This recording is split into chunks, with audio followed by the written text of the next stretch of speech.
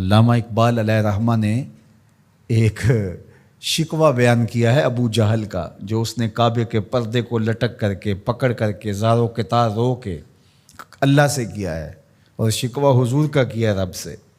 ابو جہل نے کہا کہ اس نے قریش کی عزت کو، ہمارے تفاخر کو خاک میں ملا دیا ہے، اور میرا سینہ بڑا زخمی ہو گیا ہے۔ در نگاہ او یکے بالاؤ پست، با غلام خیش بر یک خاں نشست، کہ اس کی تو نظر میں اونچ نیچ ہے ہی نہیں، یہ تو غلام کے ساتھ بیٹھ کے کھانا کھا لیتا ہے، تو اگر یہ دین یہ لے کر آیا ہے تو پھر قریش کا وقار کدھر جائے گا؟ یہ کعبہ کے پردے سے لپٹ کر کے اللہ سے شکایتیں حضور کی لگا رہا ہے ابو جہل۔ اللہ اکبر۔ تو وہ غلام کو انسان نہیں سمجھتے تھے۔ جب غلام آقا کے جوتے اذن کے بغیر چھو بھی نہ سکے، میرے حضور معراج سے واپس پلٹیں اور کہیں بلال تو کون سے نیک عمل کرتا ہے، جنت میں تیرے قدموں کی آہٹ سنتا رہا۔ کیا خیال ہے اس ایک جملے نے دور غلامی کی ساری تھکن اتارنے دی ہوگی، اور بلال فرش سے اٹھ کے فراز عرش پہ نہیں پہنچ گیا ہوگا۔ حضرت سیدنا عثمان غنی رضی اللہ تعالی عنہ جمعے کی تیاری کرتے، تو جمعے کی تیاری ہوتی ہے غسل کیا جائے، کپڑے بدلے جائیں، تیل لگایا جائے، خوشبو لگائی جائے، تو تیاری میں ایک شامل یہ تھی غلام آزاد کیا جائے، ہر جمعے کو ایک غلام آزاد کرو۔ حضرت عبد الرحمن بن عوف رضی اللہ تعالی عنہ نے حضور کی دی گئی ترغیب سے زندگی میں 30,000 غلام آزاد کیے۔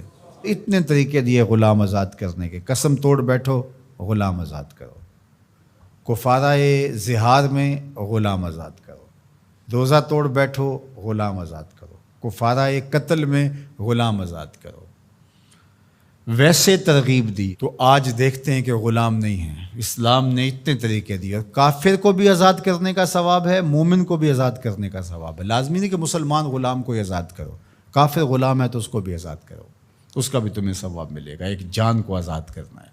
اور پھر ہوا کیا کہ مسلمانوں نے غلام آزاد کرنے شروع کر دیے۔ آدھی دنیا غلاموں سے بری ہوئی تھی، آدھی آقاؤں سے بری ہوئی تھی۔ اب غلام آزاد ہو گئے، اور وہ امتیاز بندہ و آقا ختم ہو گیا۔ ایک صالح پاکیزہ معاشرت وجود میں آئی، اور وہ وقت زمانے نے دیکھا کہ حضرت عمر رضی اللہ تعالی عنہ نے مکے کے گورنر کو بلایا کسی کام کے لیے مدینے، تو انہیں پوچھا کہ اپنے پیچھے کس کو اپنا قائم مقام گورنر بنا کے آئے ہو؟ تو انہوں نے کہا ابن ابزے کو۔ انہوں نے کہا یہ ابن ابزے کون ہے؟ میں نہیں جانتا۔ کہا یہ ایک غلام ہے۔ تو کہا اے غلام کو گورنر بنا آئے ہو؟ کہا کہ وہ قرآن جانتا ہے۔ تو حضرت عمر رضی اللہ تعالیٰ عنہ نے کہا مجھے حضور کا فرمان یاد آ گیا، یہ قرآن لوگوں کو پستیوں سے اٹھا کے بلندیوں تک لے جائے گا۔ غلام گورنر بنے۔ ہندوستان کے اندر باقاعدہ ایک خاندان غلامہ گزرا ہے، جس طرح خلجی حکمران ہوئے، مغل حکمران ہوئے، ایک باقاعدہ خاندان غلامہ تاریخ پڑھیں، وہ باقاعدہ بادشاہ بنے۔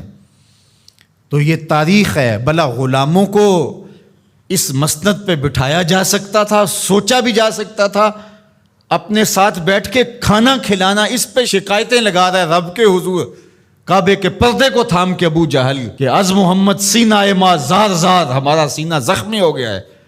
در نگاہ او یکے بالاؤ پست، با غلام خیش بر یک خاں نشست۔ یہ تو غلاموں کے ساتھ بیٹھ کے کھانا کھانے کی بات کرتا ہے۔ اگر یہ دین ہے تو پھر قریش کا وقار کدھر جائے گا؟ لیکن حضور نے غلاموں کو عزت دی، ان کو وقار دیا۔ اللہ اکبر۔ انسانیت آزاد ہی میلاد والے رسول کے صدقے سے ہوئی ہے۔ انسان غلامی کی زنجیروں میں جکڑا ہوا تھا، انسانیت کو غلامی سے آزادی دی ہے تو میلاد والے محمد عربی نے دی ہے۔ تو ہم کیوں نہ پھر حضور پہ درود پڑھیں، اور کیوں نہ حضور کا ذکر خیر کریں۔